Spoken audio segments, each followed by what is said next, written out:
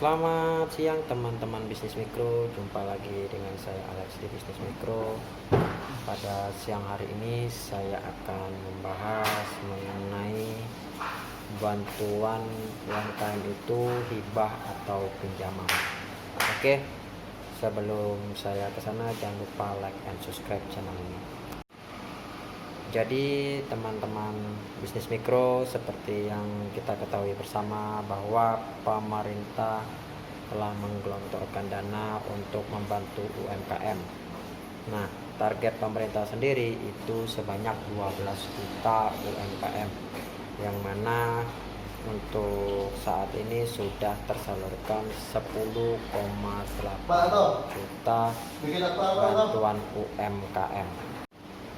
Artinya di sini masih tersisa 1,2 juta UMKM lagi, sehingga mencapai target sebanyak 12 juta UMKM dengan total dana sebesar 28 miliar. Nah, seperti yang kita ketahui bersama bahwa banyak yang bertanya apakah bantuan UMKM ini pinjaman atau hibah dari pemerintah. Oke, ternyata setelah saya cek di lapangan bahwa bantuan UMKM ini adalah bantuan hibah yang memang diberikan oleh pemerintah kepada pelaku UMKM agar bisa menambah modal usaha di tengah pandemi COVID-19. Nah, teman-teman, seperti yang saya lihat juga ternyata banyak berembus bahwa bantuan UMKM ini adalah pinjaman. Sebenarnya bukan seperti itu teman-teman. Jadi seperti ini, bantuan UMKM itu tetap hibah, namun pemerintah juga meluncurkan pinjaman yang dinamakan KUR Super Mikro atau kredit usaha rakyat Super Mikro, yang mana maksimal pinjamannya 10 juta.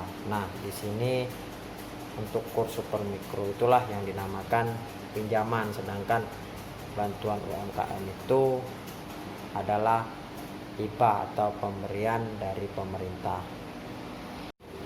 Cuman ternyata pemberian itu harus memenuhi syarat-syarat yang telah diberikan oleh pemerintah, seperti ada usaha, kemudian tidak sedang menikmati pinjaman, tidak memperoleh bantuan sosial lainnya, kemudian bukan PNS, terus kayak BUMN, BUMD. Nah, itulah syarat-syaratnya teman-teman, yang mana harus dipatuhi.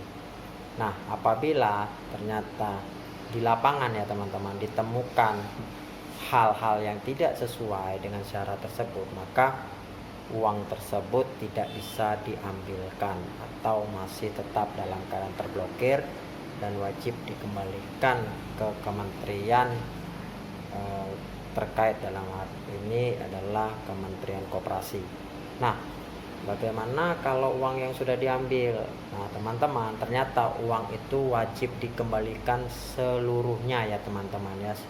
Nanti kalau ada survei dan ternyata usahanya memang tidak ada teman-teman ya, dalam artian walaupun bangkrut ya teman-teman, ya gimana secara Anda mengajukan, kan memang harus ada usaha. Tapi kalau tidak ada usaha maka tetap wajib dikembalikan seluruhnya, bukan dijadikan pinjaman teman-teman, yang mana pembayarannya secara dicicil. Tidak, ternyata dikembalikan seluruhnya ke Kementerian Koperasi, karena itu nanti akan menjadi audit ya teman-teman ya.